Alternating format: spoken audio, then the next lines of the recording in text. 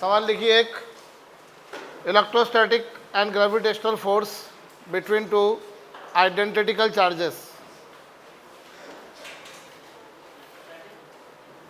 Electrostatic and gravitational force between two identical charges are equal.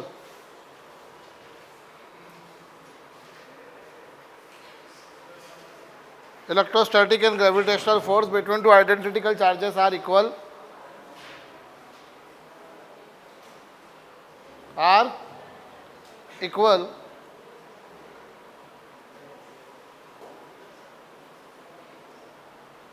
Electrostatic and gravitational force between two identical charges are equal.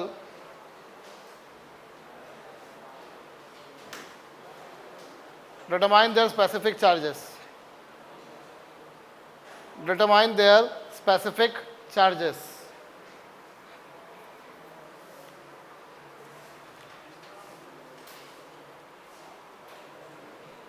Electrostatic and gravitational force between two body charges are equal. Determine their क्या specific charge.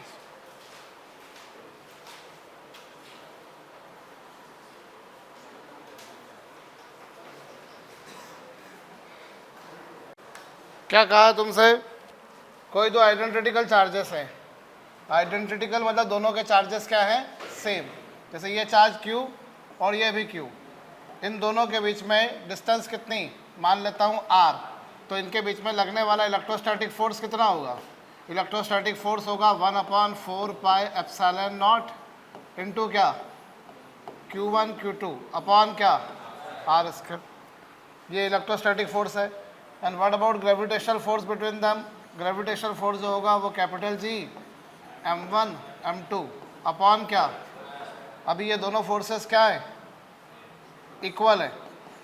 Equal कर दो, इन दोनों forces को equal कर दो। कर दिया? Equal करोगे तो क्या होगा? 1/4 pi epsilon not Q square upon R square. और ये क्या है? Capital G M square upon R square. R square से R स्क्वायर क्या हो गया? यहाँ से क्या कहानी आई तुम्हारे पास? Q स्क्वायर अपॉन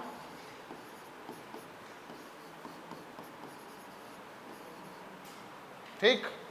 इससे Q/M इज इक्वल टू कितना आ जाएगा? Q/M जो होता है चार्ज और मास का रेशो, इसी को तुम क्या बोलते होते हो? ठीक, नोट इट डाउन। बोलो। आइडेंटिकल बोला ना, मतलब वो दोनों एस्पेक्ट में सेम है बेटा, चार्ज और मास दोनों के एस्पेक्ट में, वरना तो तुम निकाल ही नहीं पाते अगर डिफरेंट होते तो।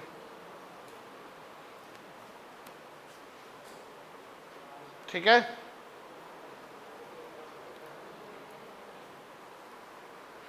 फोर पाई एप्सिलॉन नॉट की वैल्यू कितनी होती है? 9 × 10⁹ नहीं होती है, 1/4 पाई एप्सिलॉन नॉट की वैल्यू होती है। वो ये गलती कर जाते हैं अपन कई बार। 4 पाई एप्सिलॉन नॉट की वैल्यू क्या है? 1/9 × 10⁹। ठीक है, अभी तो हालांकि अपनों को इसी की टर्म्स में पूछा था।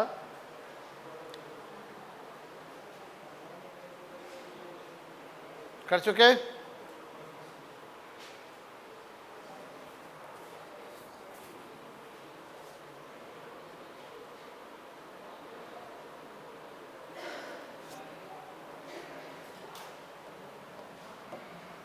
आगे सुनिए,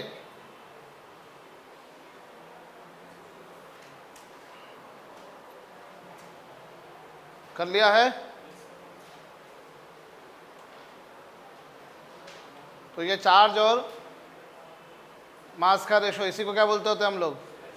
स्पेसिफिक चार्ज। सच वैल्यू भी रखना चाहो तो रख सकते हैं अपन। 4 पाई एप्सिलॉन, कैपिटल G की वैल्यू कितनी होती है पता है? 6.67 × 10⁻, कितना? और 4 पाई एप्सिलॉन नॉट की वैल्यू कितनी होगी? इसको और फर्दर सिंप्लीफाई कर सकते हैं, बट अभी मेरा आंसर मुझे इसी के टर्म्स में निकालना था। और तुम्हें मालूम है मैं मोस्टली पॉरेंस पैरामीटर के टर्म्स में ही करना पसंद करता हूँ। कहो ठीक है? चलो सुनो मेरी बात, यहाँ तुम ध्यान देना, ये एक इलेक्ट्रॉन है और ये भी इलेक्ट्रॉन है, दोनों इलेक्ट्रॉन्स हैं। फर्ज करो दोनों के बीच की डिस्टेंस कितनी है, तो इनके बीच में लगने वाला इलेक्ट्रोस्टैटिक फोर्स कितना होगा? इलेक्ट्रोस्टैटिक फोर्स होगा 1/4πε0, मतलब ये इंटू चार्जेस क्या 1.6 इंटू 10⁻⁻19 चार्जेस का स्क्वायर हो जाएगा अपॉन आर स्क्वायर हो जाएगा। बोलो समझ में आया? ये कौन सा फोर्स है इन दोनों के बीच का? अच्छा, ग्रेविटेशनल फोर्स क्या होगा? 6.67 into 10⁻11 into M square. M क्या? इलेक्ट्रॉन का मास, जो कितना है?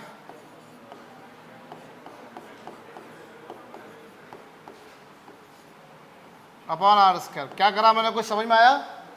मैंने ये दो इलेक्ट्रॉन्स लिए। क्या लिए? दो इलेक्ट्रॉन्स। अब इन दोनों इलेक्ट्रॉन्स के बीच में लगने वाला इलेक्ट्रोस्टैटिक फोर्स कितना? 1/4πε0 क्यू का स्क्वायर अपॉन आर स्क्वायर। इनके बीच में लगने वाला ग्रेविटेशनल फोर्स क्या? Capital G M square upon R square. अरे बोलो ना यार, सुनाई नहीं दिया मुझको? अब इन दोनों का रेशियो लोगे तो आर स्क्वायर से आर स्क्वायर क्या हो जाएगा? जब आप इसको सिंप्लीफाई करोगे, व्हेन यू सिंप्लीफाइड, तो ध्यान दो ये तकरीबन 10⁻43 आएगा। कितना आएगा? 10⁻43। ये क्या लिया आपने?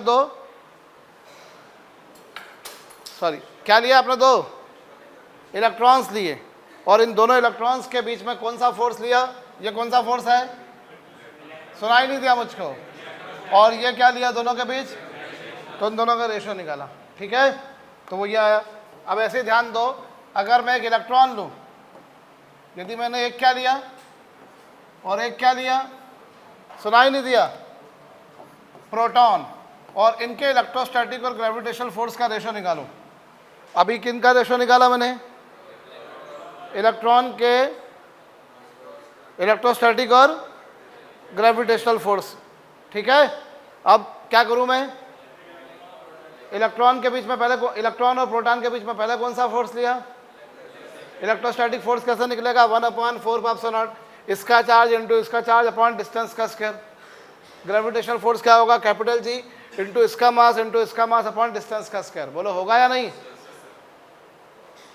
तो तुम ये जो रेशो पाओगे, that ratio you will find somewhat 10⁻39 आएगा लगभग। और अगर मैं ये एक प्रोटॉन ले लूँ और दूसरा भी क्या ले लूँ मैं? प्रोटॉन, और इनके बीच में लगने वाले इलेक्ट्रोस्टैटिक फोर्स और ग्रेविटेशनल फोर्स का रेशो निकालो, तो तुम पाओगे लगभग आएगा 10⁻36। How much? 10⁻। कुछ समझ में आ रहा है मैंने क्या करा? मैंने यहाँ दोनों कौन लिए थे? उन इलेक्ट्रॉन्स के बीच में क्या निकाला? उनके बीच में क्या निकाला? इन दोनों का रेशो लो, सिंप्लीफाई करोगे अभी तो वो लगभग ये आएगा। अभी एक इलेक्ट्रॉन लिया और एक प्रोटॉन लिया, इनके बीच में कौन सा फोर्स निकाला? फिर कौन सा निकाला?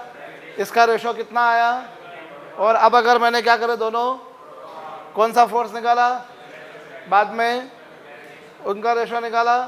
कुल मिलाकर तुम समरी देख लो। समरी ये आ रही तुम्हारे पास में कि हर केस में तुम देख सकते हो, नॉर्मलाइज प्रैक्टिस में जो इलेक्ट्रोस्टैटिक फोर्स होता है ना, वो ग्रेविटेशनल फोर्स से बहुत ज़्यादा होता है। इलेक्ट्रोस्टैटिक फोर्स ग्रेविटेशनल फोर्स से क्या होता है? बहुत ज़्यादा। ज़्यादा नहीं, बहुत ज़्यादा। अरे कहो, electrostatic force is much larger than gravitational force. कहिए, करिए।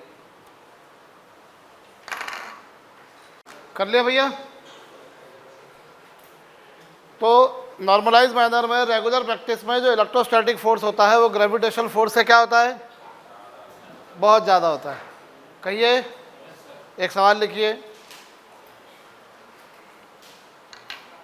A charge is divided in two parts.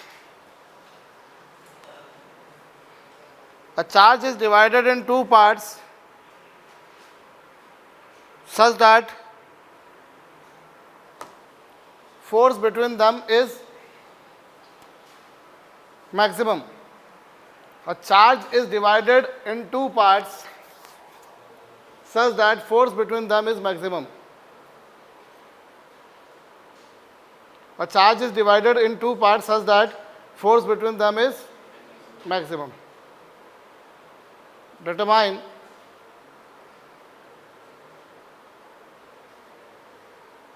ratio of charges of both the parts. A charge is divided in two parts such that force between them is maximum. Determine ratio of charges on both the parts.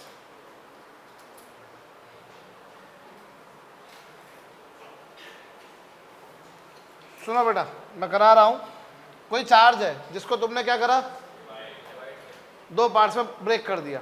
ये देखो, ये था कोई charge Q, ये था कोई charge क्या Q था। इस Q को तुमने क्या कर दिया, डिवाइड किया। अरे बोलो ना, अरे तुम्हारे पास में कौन सा चार्ज था, माना कि टोटल चार्ज अपने पास में Q था। इस Q पे मैंने छुरा चलाया और छुरा चलाकर इसके दो पार्ट्स कर दिए। मान लो एक पार्ट आया Q, तो दूसरा क्या आ जाएगा, Q माइनस Q। बोलो ना, I have divided this charge in two parts, एक स्मॉल Q तो दूसरा क्या होगा अर्पित।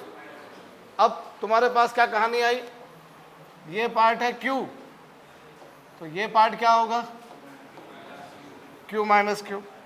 इन दोनों के बीच में डिस्टेंस कितनी सपोज कर ली, तो इन दोनों के बीच में फोर्स क्या होगा, 1/4 पाई एप्सिलॉन नॉट इंटू क्या,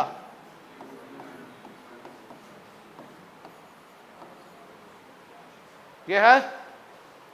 बोलिए भाई, इस कैपिटल Q को मैंने दो भागों में तोड़ा, एक भाग मैंने स्मॉल Q मान लिया, तो दूसरा भाग क्या हो गया, कैपिटल Q माइनस Q ही होगा। उन दोनों के बीच में जब दूरी R कर दूंगा तो उन दोनों के बीच में फोर्स ही होगा। अब यहां तुम्हारे को फोर्स क्या बोला है, क्या बोला है तुम्हारे को, maximum, for F to be maximum. F को अगर तुम्हें मैक्सिमम करना है तो मैक्सिमम कब होगा F को मैक्सिमम करने के लिए किसी भी क्वांटिटी का, कोई भी क्वांटिटी अगर मैक्सिमाइज करनी है या मिनिमाइज करनी है तो उसका डिफरेंशिएशन क्या होना चाहिए, जीरो। मैक्सिमम एंड मिनिमम पढ़ा ना तुम लोगों ने मैथमेटिक्स में। अरे मैक्सिमम मिनिमम पढ़ा दिया गया है तुम्हारे को, tangent normal, increasing decreasing, Rolle's theorem, Lagrange theorem पढ़ा दी गई है कि नहीं पढ़ा दी गई है भैया। तो अपन ये थोड़ी ना समझो कि अपने को मैक्सिमम मिनिमम पे ही क्वेश्चन डायरेक्ट आता है, ढेरों जगह पे यूज में आना है वो फिजिक्स में। तो यहाँ इसका डिफरेंशिएशन जीरो करोगे। अभी इसका डिफरेंशिएशन जीरो करके निकालो क्या आ रहा है, स्मॉल Q की वैल्यू। जब कभी कोई क्वांटिटी मैक्सिमम या मिनिमम होती है तो उसका डेरिवेटिव क्या होता है, क्या होता है, करिए जरा।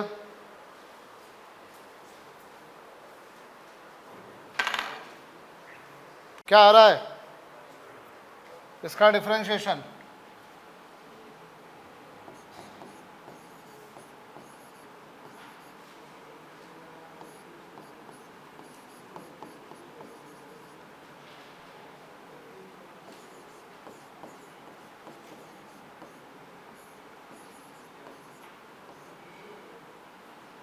इसको जीरो करो।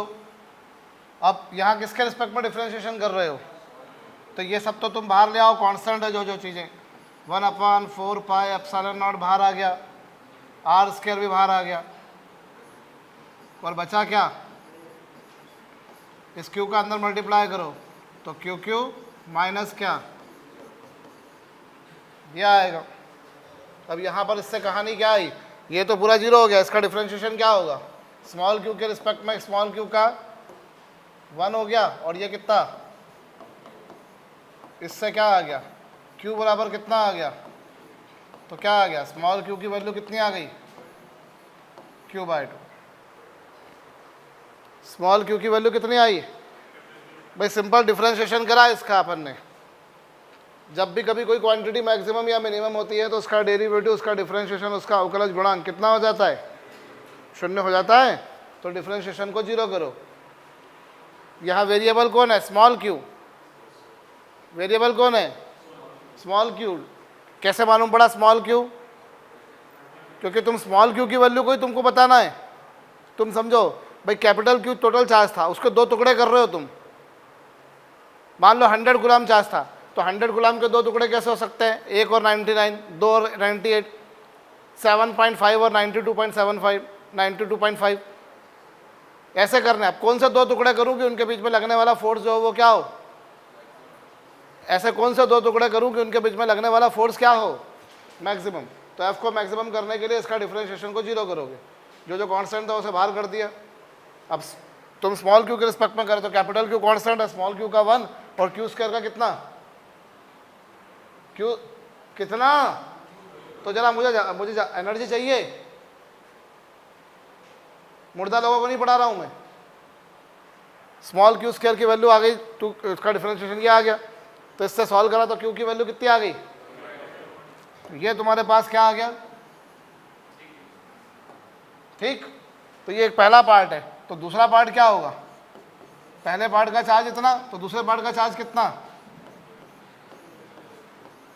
क्यू में से Q/2 जाएगा तो कितना आएगा, सुनाई नहीं दिया मुझको, मतलब दोनों पार्ट्स के चार्ज क्या आ गए,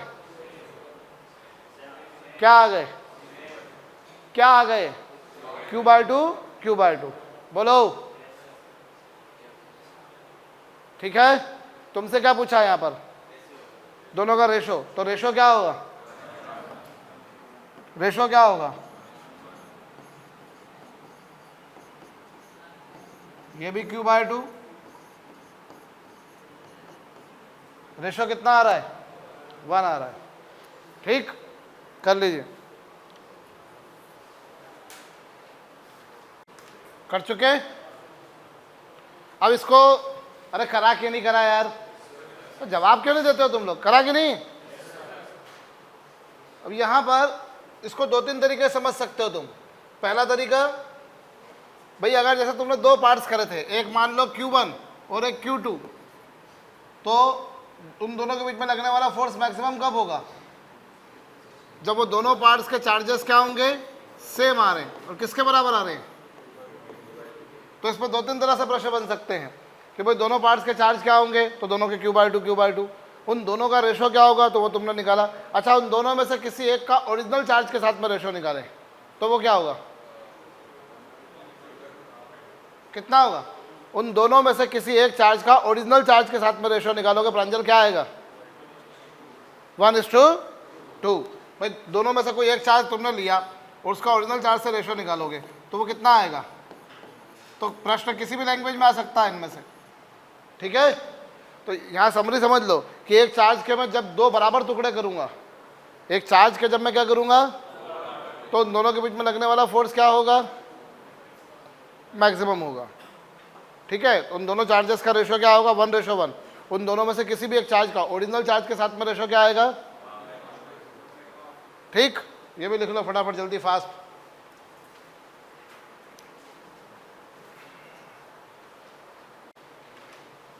ठीक, उन दोनों में से किसी भी एक चार्ज का ओरिजिनल चार्ज के साथ में रेशो आएगा 1:2। लिसन, यहां तक सभी को समझ में आ गया ये।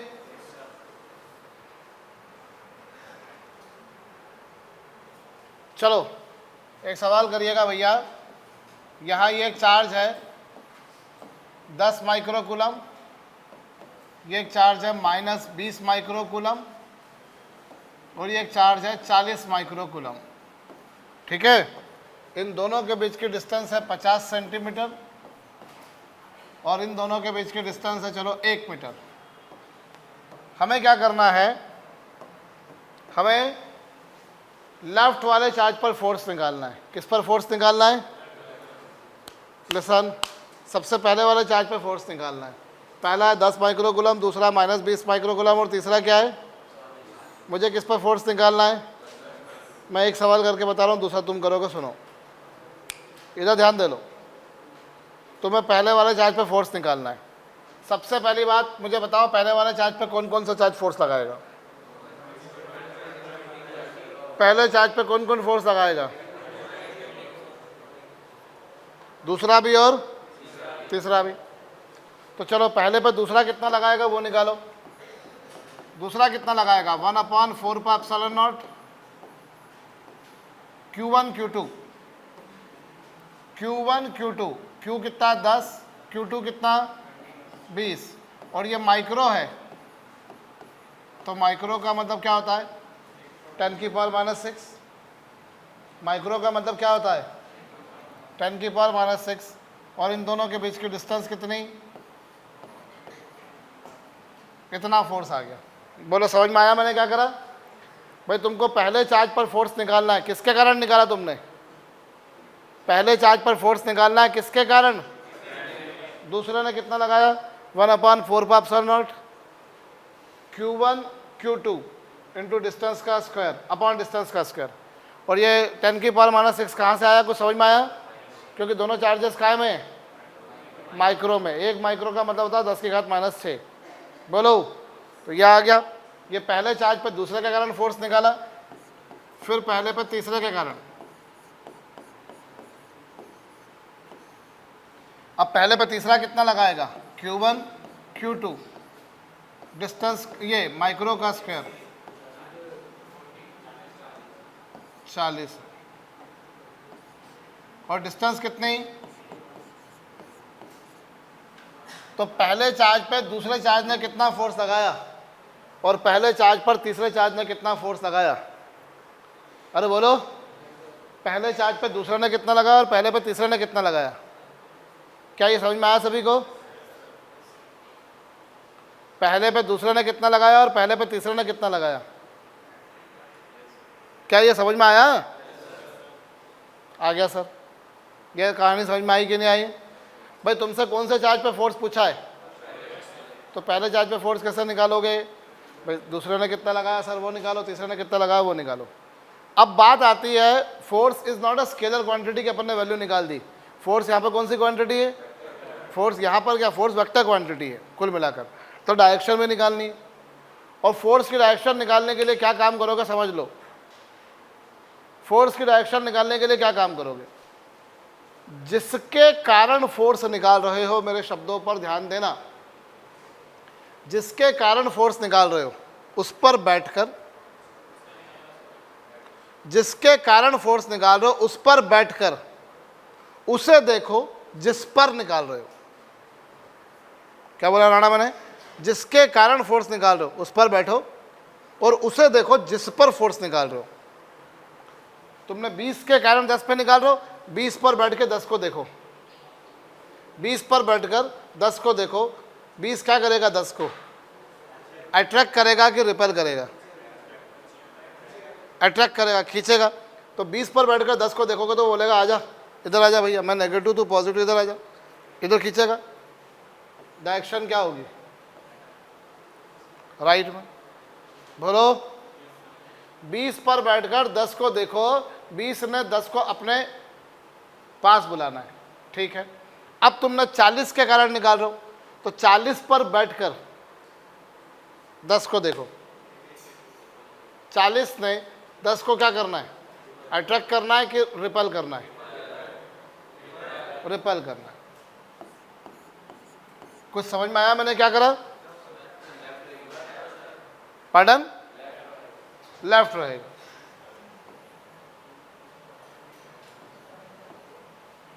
ठीक है भाई, मैं पुनः बोल रहा हूं, फोर्स के मैग्नीट्यूड निकालना is not a big deal, only thing is, हालांकि डायरेक्शन निकालना भी कोई बहुत बड़ी बात नहीं है, बट मैंने देखा कई लोग इसमें भी कंफ्यूज हो जाते हैं, इसलिए मैं इतने आराम से बता रहा हूं। भाई जिसके कारण फोर्स निकाल रहे हो उस पर बैठकर उसे देखो जिस पर निकाल रहे हो। तो 20 पर बैठकर 10 को देखो, 20 10 को क्या करेगा? आजा, अट्रैक्ट करेगा। और 40 10 को क्या करेगा? रिपेल करेगा। चल दौड़ जा। अब इन दोनों फोर्सेस की डायरेक्शंस क्या है? दोनों फोर्सेस की डायरेक्शन अपोजिट है, तो जो नेट फोर्स होगा वो नेट फोर्स क्या होगा? इन दोनों में से जो बड़ा होगा उसमें से दूसरे को क्या कर दोगे? अगर ये बड़ा है तो इसमें से इसको, और ये बड़ा है तो इसमें से इसको घटा दोगे। दोनों में से जो बड़ा होगा उसमें से छोटे को। भाई दो फोर्सेस अपोजिट डायरेक्शन में लग रहे हैं तो नेट फोर्स कैसे निकलता है? बड़े में से छोटे को सब्ट्रैक्ट करके, और जो नेट डायरेक्शन आएगी वो किसकी आएगी? जो बड़े की डायरेक्शन होगी। बोलो समझे? अभी अपन ने फोर्स किस पे निकाला? लेफ्ट चार्ज, फर्स्ट चार्ज पे। अब सेकंड चार्ज पे फोर्स निकालो। इसके बाद पहले ऐसे करो और फिर सेकंड चार्ज पे फोर्स निकालो। किस पे पूछा है फोर्स इस बार? अरे फोर्स किस पे पूछा है? सेंट्रल चार्ज पे। तो सेंट्रल चार्ज पे कौन कौन फोर्स लगाएगा? 1 और 3। 1 कितना लगाएगा? 9 इंटू 10 की पावर 9 कितना होगा?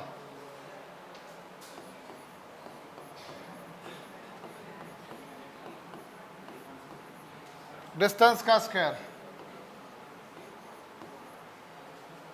बोलो।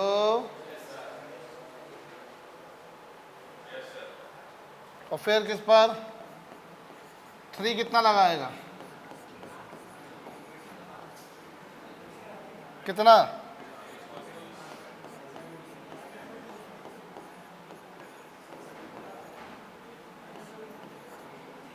क्या मैंने सही किया है?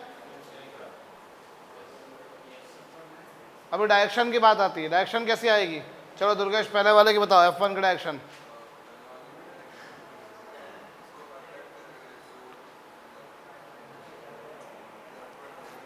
लेफ्टवर्ड या राइटवर्ड? लेफ्टवर्ड। भाई जिसके कारण फोर्स निकाल रहे हो उस पर बैठकर उसे देखो जिस पर निकाल रहे हो। तुम 1 के कारण 2 पर निकाल रहे हो ना, तो 1 ने 2 को क्या करना है? 1 ने 2 को क्या करना है? अट्रैक्ट करना है।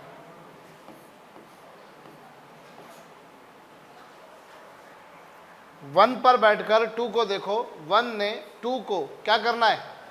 अट्रैक्ट करना है। करना है? चलो अब 3 पर बैठकर 2 को देखो, राइटवर्ड। दोनों के डायरेक्शंस क्या है?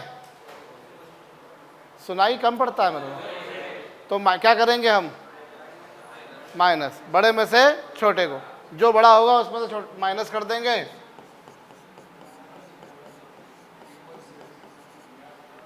अगर ये बड़ा है तो इसमें से इसको, और ये बड़ा है तो इसमें से इसको, और जो नेट डायरेक्शन आएगी वो भी किसके डायरेक्शन में आएगी? बड़े वाले के डायरेक्शन में। बोलो, अरे बोलिए। दोनों में से जो बड़ा होगा उसमें से छोटे को क्या करेंगे? माइनस कर देंगे। कहो ठीक? समझ गए? हाँ बोलो। वैल्यू हमेशा पॉजिटिव करके लिखोगे, वहां भी कहाँ लिखा नेगेटिव? मैंने बताओ। पार्डन में तो -0 हो जाएगा नेट फोर्स। ठीक, अभी थर्ड वाले चार्ज पर निकालिए फोर्स। थर्ड चार्ज पर जी कर लिया।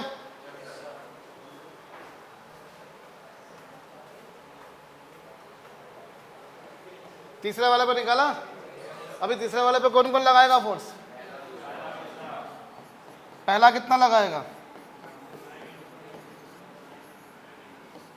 10 इंटू डिस्टेंस कितनी? अच्छा 2 कितना लगाएगा?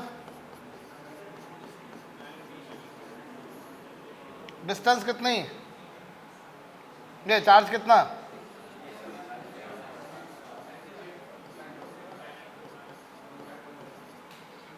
कितना? अरे बोलो। ठीक, अभी क्या कहानी आएगी? डायरेक्शन। डायरेक्शन कैसे निकालेंगे बताओ? F1 की डायरेक्शन क्या होगी?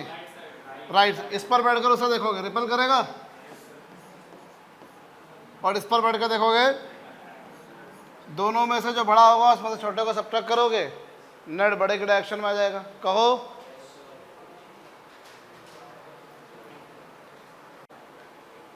ठीक? जी भैया कर लिया। लिखो, two charges Q and 4Q, two charges Q and 4Q are kept L distance away. Two charges Q and 4Q are kept at distance L. Two charges Q and 4Q are kept at distance L. ठीक है भैया? Q और 4Q कितने distance पर रखे हुए हैं? L distance पर।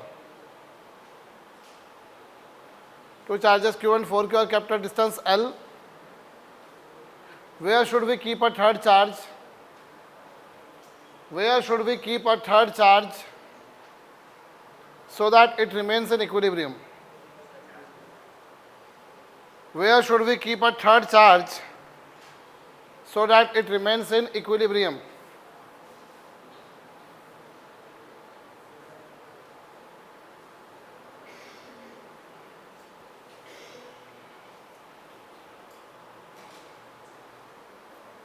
Two charges Q and 4Q are kept at distance L. Where should we keep third charge so that it remains in equilibrium? सुनो मेरी बात, क्या होगा यहां देखना भाई, देखो मेरी बात सुनो, ये एक लाइन, इस पर एक चार्ज रखा हुआ है Q1 और इस पर ये एक दूसरा चार्ज रखा हुआ है Q2। एक चार्ज है Q1, दूसरा चार्ज है Q2।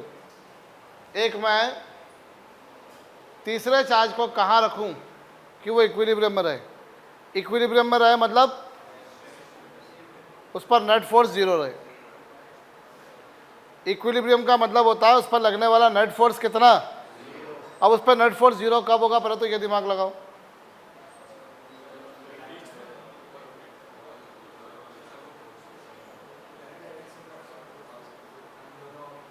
भाई वो इक्विलिब्रियम में रहे मतलब उस पर लगने वाला नेट फोर्स कितना होना चाहिए? वो नेट फोर्स जीरो कब होगा? जब उस पर इन दोनों ने जो फोर्स लगाया वो मैग्नीट्यूड सेम हो और दोनों के डायरेक्शंस क्या हो? ऑपोजिट।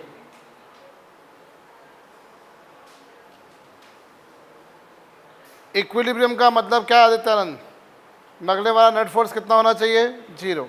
अब उस तीसरे चार्ज पर इसने भी फोर्स लगाना है, इसने भी लगाना है, और दोनों के फोर्सेस क्या हो? इक्वल हो मैग्नीट्यूड वाइज, और डायरेक्शंस क्या हो? तो ये कैंसिल होकर क्या हो जाएगा निमिषा? तो ऐसा कब होगा? अभी तुम दिमाग लगाओ, अगर ये दोनों के नेचर लाइक है, मतलब दोनों पॉजिटिव हैं या दोनों नेगेटिव हैं, तो तीसरे चार्ज को तुम कहाँ रखो? कहीं बीच में। क्योंकि जब जैसे तुमने उसको तीसरे चार्ज को बीच में रखा तो क्या होगा? उस पर ये फोर्स किधर लगाएगा? चल उधर जा। और ये किधर लगाएगा? इधर। तो क्या होगा? कैंसिल हो जाएगा। बोलो। और अब अगर तुमने उसको बीच में ना रखते हुए अगर तीसरे चार्ज को तुमने यहाँ रखा होता, कहीं यहाँ रखा होता, तो क्या होता बताओ मुझको? उस तीसरे चार्ज को अगर मैं यहाँ रखता तो क्या होता? ये किधर फोर्स लगाता? Q1 उस पर लेफ्ट में, और Q2 भी लेफ्ट में लगाता। तो क्या नेट जीरो आ पाता यहाँ पर? क्या यहाँ पे नेट जीरो आ पाता?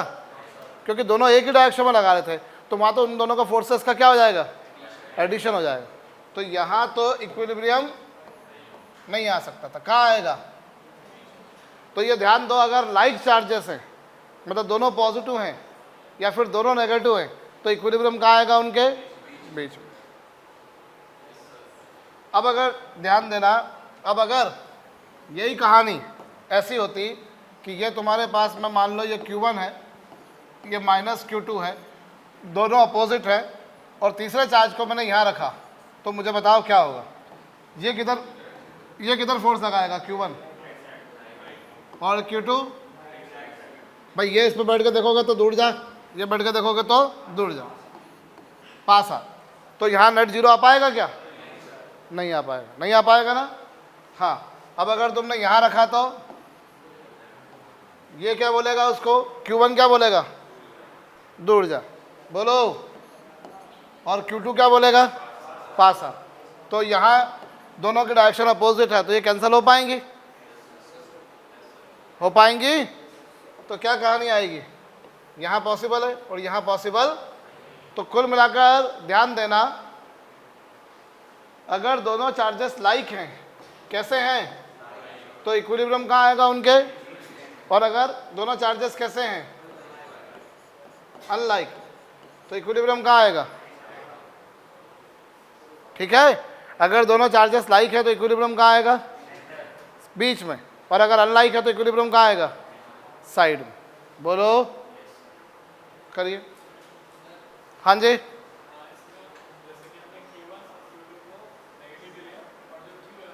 उसको कुछ भी कर लो तुम, कोई फर्क नहीं पड़ेगा उससे।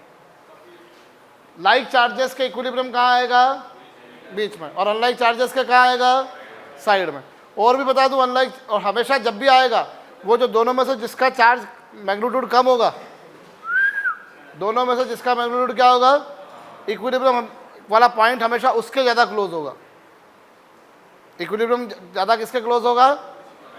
जिसमें से जिसका मैग्नीट्यूड क्या है? कम है। ठीक है, दोनों ही केस में that equilibrium point will be more closer to the smaller magnitude charge. ठीक है, लाइक चार्जेस है तो इक्विलिब्रियम बीच में आएगा, अनलाइक चार्जेस है तो साइड में। और दोनों ही पिक्चर में क्या होगा? इक्विलिब्रियम क्या होगा? किसके ज़्यादा क्लोज होगा? स्मॉलर चार्ज के। करिए जल्दी से अभी जो प्रॉब्लम दी है मैंने।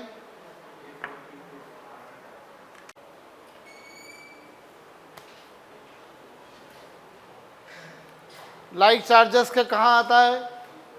बीच में। अब अनलाइक चार्जेस के साइड में। अब यहाँ कहानी में तुम्हें क्या बोला है? एक चार्ज क्या है? Q है, और एक क्या है? दोनों एक दूसरे से कितनी दूरी पर रखे हैं? L डिस्टेंस पर। बड़ी लाजमी सी बात है, इक्विलिब्रियम कहाँ आएगा इनके? सुनाई नहीं दिया मुझको? बीच में आएगा। मान लो कि यहाँ आ गया, बीच में आएगा। मान लो ये चार्ज Q डैश है। अब अगर सपोज ये वाली डिस्टेंस x है तो ये क्या होगी? L minus x. बोलो अब ये इक्विलिब्रियम में कैसे आएगा? इस Q डैश पे कौन कौन फोर्स लगाएगा? Q डैश पर कौन कौन फोर्स लगाएगा? Q भी लगाएगा और Q डैश भी लगाएगा।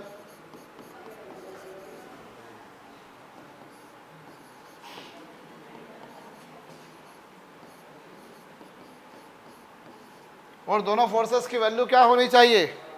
बराबर होना चाहिए। भाई इक्विलिब्रियम की पिक्चर कब आएगी? जब उस Q डैश पर जो तीसरा चार्ज था, उसे मैंने Q डैश सपोज करा, तो वो जो तीसरा चार्ज था उस पर क्या हो? जितना इसने लगाया उतना इसने लगाया, और दोनों के मैग्नीट्यूड क्या हो? सेम हो। अभी क्या कहानी आ रही है? ये आपस में क्या हो गया? ये Q डैश भी क्या हो गया? इससे क्या आया? 1/x² इज इक्वल टू क्या?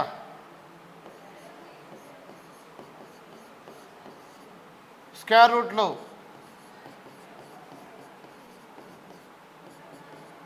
तो x की वैल्यू क्या आ गई? मतलब मैं क्या बोलूँगा कि वो पोजीशन क्या होगी? दोनों के बीच में होगी। और Q से कितनी दूरी पर? L/3। Q से L/3 तो 4Q से कितनी दूरी आएगी? 2L/3।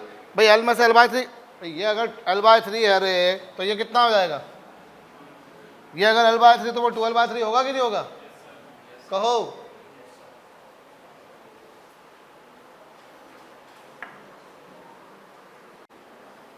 कर चुके? Two charges Q1 minus 9Q, two charges Q1 minus 9Q,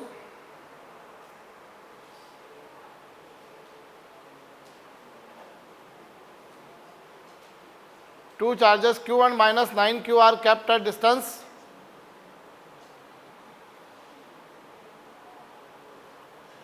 A. Two charges Q1 minus 9Q are kept at distance A.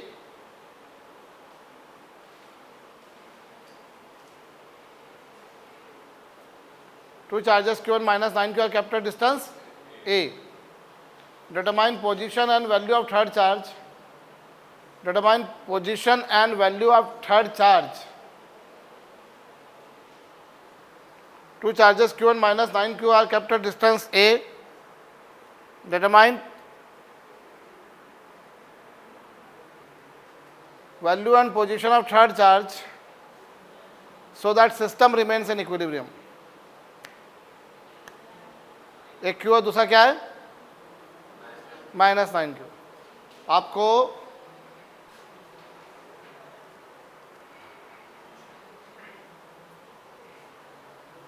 तीसरे चार्ज की वैल्यू और पोजीशन दोनों बतानी है कि सिस्टम कायम में रहे। करिए।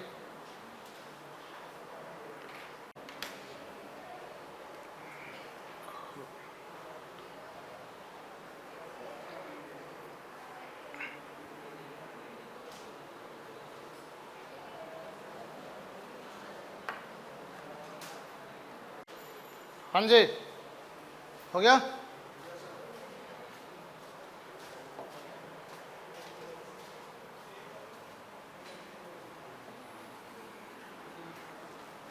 एक चार्ज क्या Q और एक क्या, दोनों के बीच की दूरी कितनी है? तीसरे चार्ज को कहाँ रखूंगी इक्विलिब्रियम में रहे? तो इक्विलिब्रियम कहाँ आएगा? साइड में आएगा, बीच में आएगा क्या? साइड में किस तरफ, इस तरफ कि उस तरफ? छोटे वाले के पास में, बोला है ना मैंने अभी, छोटे वाले के पास में। दोनों में छोटा कौन है? Q और 9Q में छोटा कौन है? Q छोटा है। -9Q छोटा नहीं है कि सर माइनस वाला छोटा होता है। मैग्नीट्यूड देखना है मेरे को, क्या देखना है? मैग्नीट्यूड वाइज कौन छोटा है? Q छोटा है, ठीक है। अभी अपन ने ये दूरी मान ली, मान लो x मान ली, तो अब इस Q डैश पर ये कितना फोर्स लगाएगा? Q डैश पर इसके कारण निकालो, कितना आएगा? Q dash into Q upon x square, और Q डैश पे वो कितना लगाएगा? Q dash into 9Q upon क्या? a प्लस एक्स का होल स्क्वायर। भाई इस Q डैश पे Q ने कितना लगाया? सर ये लगाया। Q डैश पे उसने कितना लगाया? सर ये लगाया। अरे बोलो ना यार। और इन दोनों फोर्स की वैल्यू क्या? अरे ठीक है, अभी क्या करोगे तुम? वो 4 पाप एप्सिलॉन लिखने में अपना टाइम वेस्ट मत करो तुम, इतना तुम्हारे को अकल होना चाहिए कि वो कैंसिल होना ही है। a प्लस एक्स का whole square is equal to क्या आया?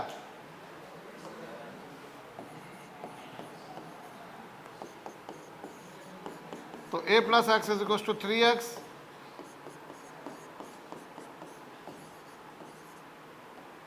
तो तीसरे चार्ज की पोजीशन पूछी थी, वो a/2 आ गई।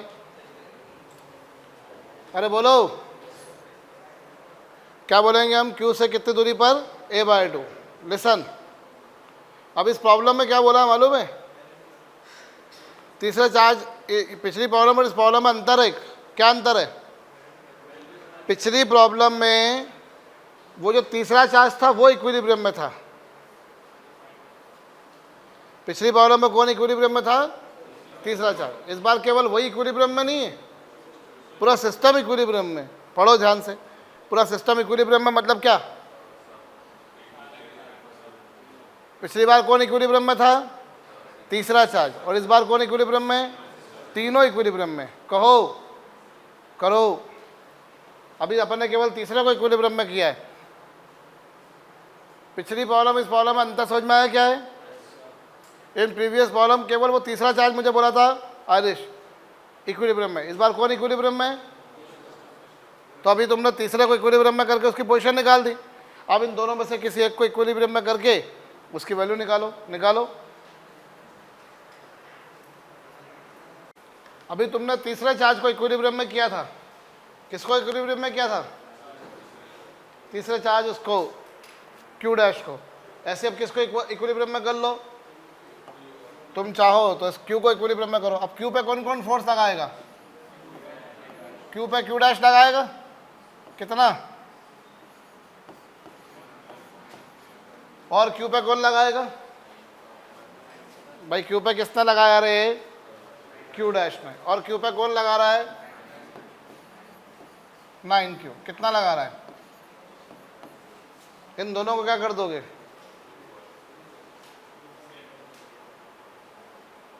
Q पे किसने लगाया?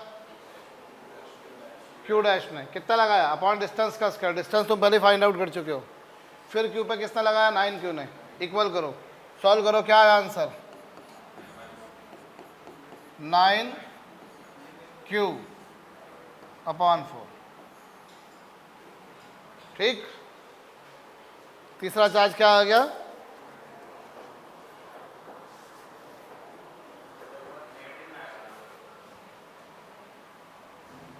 तीसरा चार्ज क्या आ गया?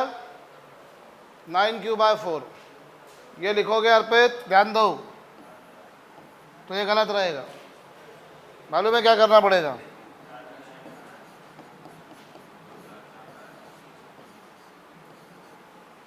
-9Q/4। क्यों माइनस? तुमको ये दिमाग लगाना पड़ेगा कि माइनस कर दे अपन। क्यों? क्योंकि ज़्यादा कम वाली बात नहीं है, तुम जरा दिमाग लगाओ। अगर ये भी पॉजिटिव हो गया, ये भी पॉजिटिव हो गया, तो उनके साइड में इक्विलिब्रियम आ पाएगा क्या? तो अपना आंसर आया, मैग्नीट्यूड सही था, लेकिन अगर साइन सहित देखा जाए तो वो आंसर आएगा क्या? -9q/4। क्यों -9q/4 क्यों हो रहा है? अभी देखो, अब माइनस कर दिया तो ये माइनस है, वो भी माइनस है, तो उनके बीच में इक्विलिब्रियम आया कि नहीं? लाइक चार्जेस के बीच में आता है। ये माइनस है, ये प्लस है, तो साइड में इक्विलिब्रियम आता है।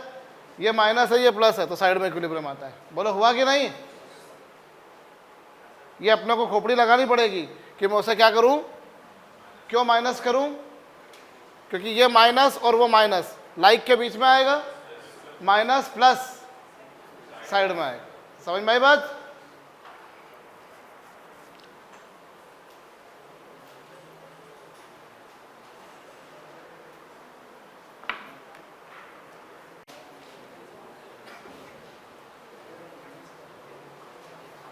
कर लिया? चलो इधर ध्यान दो। This is an equilateral triangle. ये एक इक्विलैटरल ट्रायंगल है जिसके तीनों वर्टाइसेस पे चार्ज क्यू रखा है। इसके तीनों ही वर्टाइसेस पे चार्ज क्या रखा है? साइड लेंथ कितनी है इसकी? ए है। साइड लेंथ कितनी बड़ा है इसकी? तो तीनों में से किसी भी एक चार्ज पर लगने वाला फोर्स बताइए। क्या बताना आपको? तीनों में से किसी भी एक चार्ज पर लगने वाला फोर्स। करिए।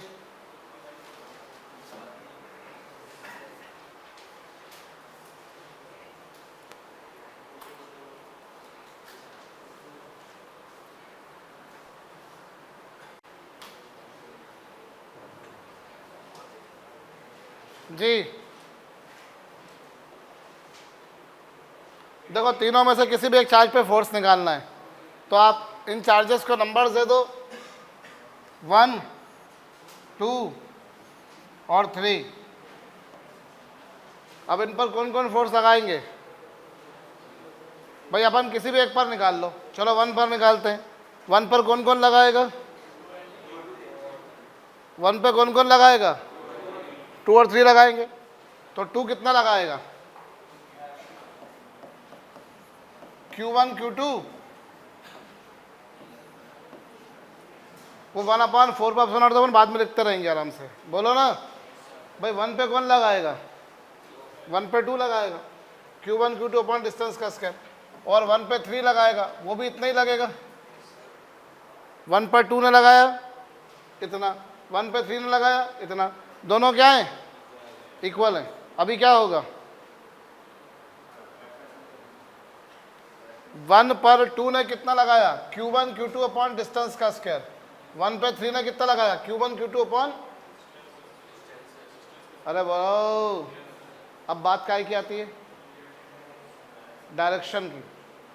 बात किसकी आती है भैया?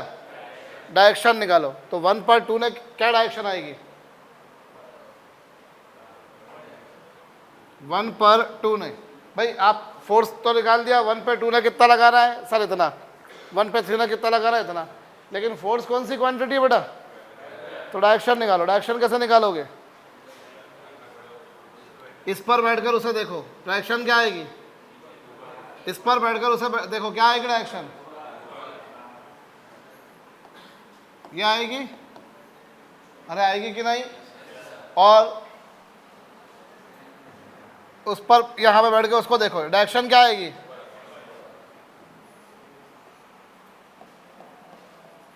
भाई यहां से देखो, direction away from charge, direction away from charge. अब अगर दोनों फोर्सेस सेम डायरेक्शन में होते तो मैं क्या कर देता? ऐड कर देता। अपोजिट होता तो सब्ट्रैक्ट कर देता। नॉट सेम है ना, अपोजिट है, तो कैसे निकालोगे रिजल्टेंट? कैसे निकालोगे? दो फोर्सेस का रिजल्टेंट निकालना तो कोई बड़ा काम भी नहीं है, फटाक से निकल जाएगा। क्या आएगा?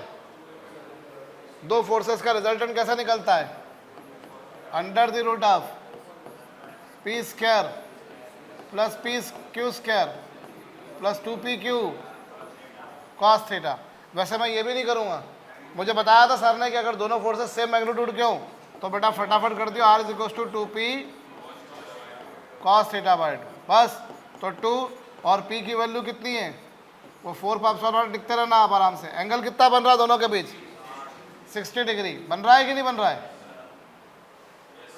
दोनों के बीच में एंगल कितना है ये भाई, इक्विलैटरल ट्रायंगल के कारण 60 डिग्री होगा, तो 60 बाय 2 मतलब 30, तो ये कितना है 2q² अपॉन a², और ये क्या आएगा 2 से 2 क्या हो गया,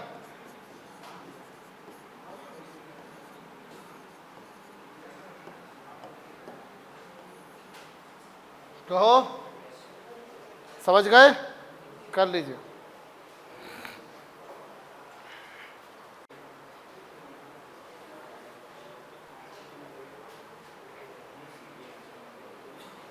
कर लिया?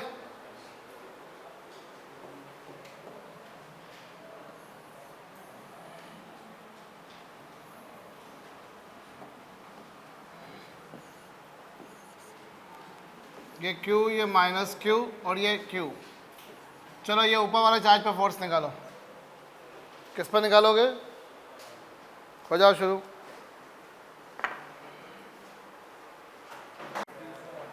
हाँ जी, अभी वही 2 और 3 कितना फोर्स लगाएंगे, सेम लगाएंगे दोनों, कितना q² अपॉन a²। चलो इसकी डायरेक्शन क्या आएगी, ऊपर F2, और F3 की डायरेक्शन नीचे। दोनों के बीच में एंगल कितना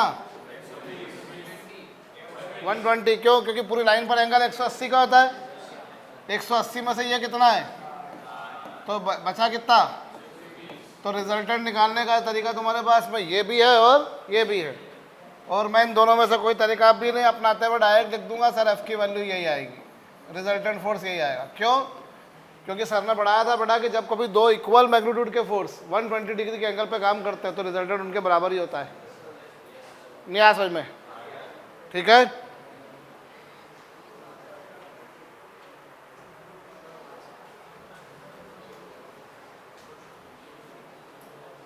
कर चुके?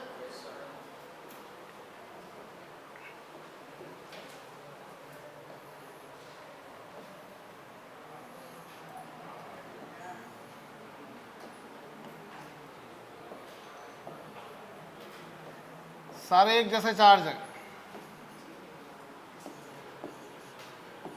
साइड लेंथ है, किसी भी एक चार्ज पर फोर्स बताइए, किसी भी एक चार्ज पर फोर्स,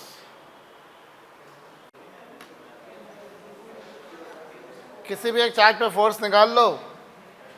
तो चलो इनको नंबर्स दे दिए अपन ने 1 2 3 4, किस पे निकालूं, 1 पे निकालूं। 1 पे कौन लगाएगा फोर्स, 1 पे 2 लगाएगा, 3 लगाएगा, 4 लगाएगा।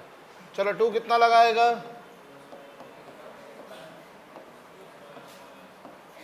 2 इतना लगाएगा और 4 भी इतना ही लगाएगा। बोलो लगाएगा? 1 पर कौन कौन लगाएंगे, 2 3 4। 2 ने कितना लगाना है, Q1 Q2 अपॉन a²। 4 ने कितना लगाना है, Q1 Q2 अपॉन a²। अच्छा 3 कितना लगाएगा, Q1 Q2 अपॉन क्या, ये। ठीक है, 1 पर 2 ने भी लगाना है, 3 ने भी लगाना है और 4 ने भी लगाना है। अभी 2 की डायरेक्शन बताओ क्या आएगी, F2 की डायरेक्शन क्या आएगी, लेफ्टवर्ड्स।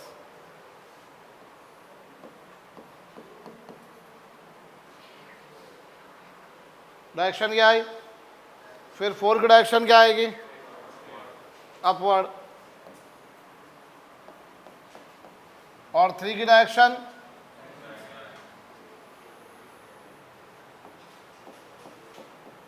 अब यहाँ 3 फोर्स है, 2 फोर्स होते हैं तो रिजल्टेंट का फार्मूला हमारे को पता ही होता है, लेकिन यहाँ 3 है तो कैसे करोगे,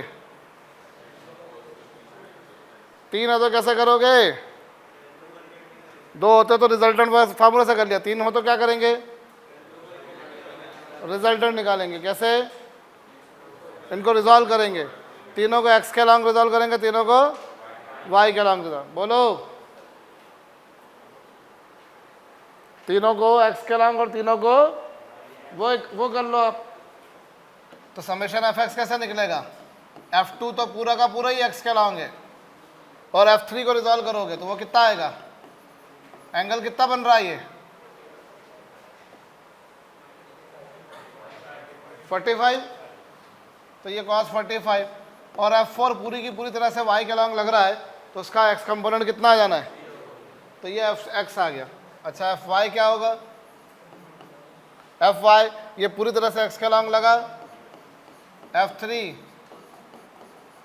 sin 45, और वो पूरा का पूरा, तो ये आ गया F। तो नेट फोर्स क्या आ जाएगा? Under the root of F X square plus क्या? बोलो, एक तरीका ये, और दूसरी अप्रोच क्या हो सकती है? भाई तुमने तीनों को x के अलॉन्ग y के अलॉन्ग रिजॉल्व किया, तुमने तीनों को किसके अलॉन्ग रिजॉल्व किया? और y के अलॉन्ग। एक तरीका ये। दूसरा तरीका तुम्हारे पास क्या है? तुम एक काम करो, तुम 2 और 4 का रिजल्टेंट निकाल दो। 2 और 4 का रिजल्टेंट, 2 और 4 का रिजल्टेंट क्या होगा? 2p cos, तुमने किसका रिजल्टेंट निकाला? 2 और 4 का। अब 2 और 4 का जो रिजल्टेंट होगा, निकाले तुमने 2 और 4 का रिजल्टेंट, क्योंकि दोनों की वैल्यू सेम है तो अपन डायरेक्ट फार्मूला लगा सकते हैं, क्योंकि दोनों की वैल्यू सेम थी इसलिए डायरेक्ट फार्मूला लगा दिया। 2p sin theta by 2p cos theta by 2 लगा दिया। अब 2 और 4 का रिजल्टेंट, भाई 2 इधर था 4 इधर था, तो 2 और 4 का रिजल्टेंट जो आएगा वो किधर आएगा? वो यहाँ आएगा। आएगा कि नहीं आएगा? 2 और 4 का रिजल्टेंट ये आ गया। तो जो नेट फोर्स होगा, नेट फोर्स क्या होगा? 2 और 4 का जो रिजल्टेंट आया वो प्लस कौन? 2 और 4 का रिजल्टेंट प्लस क्या? F3। इनको ऐड कर दिया, आंसर आ गया। बोलो, 2 और 4 का रिजल्टेंट निकाला और उसमें किसको ऐड कर दिया अपन ने? F3 को। कहो, कर लो।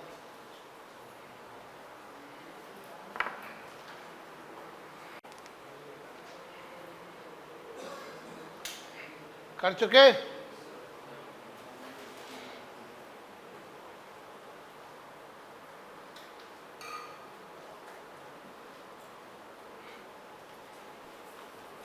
अभी सुनिए,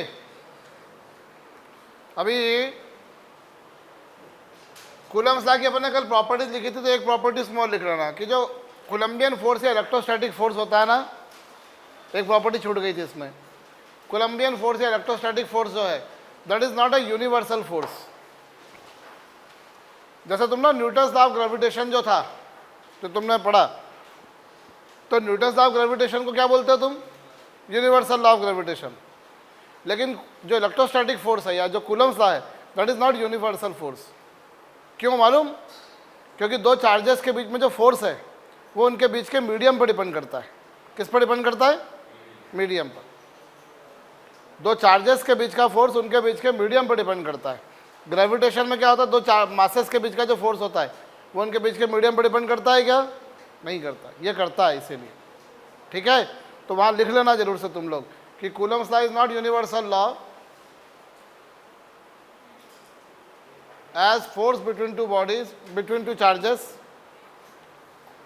Coulomb's law is not universal law as force between two charges is independent of medium between them. Coulomb's law is not universal law as it depends upon medium between the charges, as it depends upon the medium between the charges. दो charges के बीच का जो force है वो universal force नहीं है, क्योंकि वो उनके बीच के माध्यम पर क्या होता है भैया? निर्भर करता है। बोलो, ठीक है?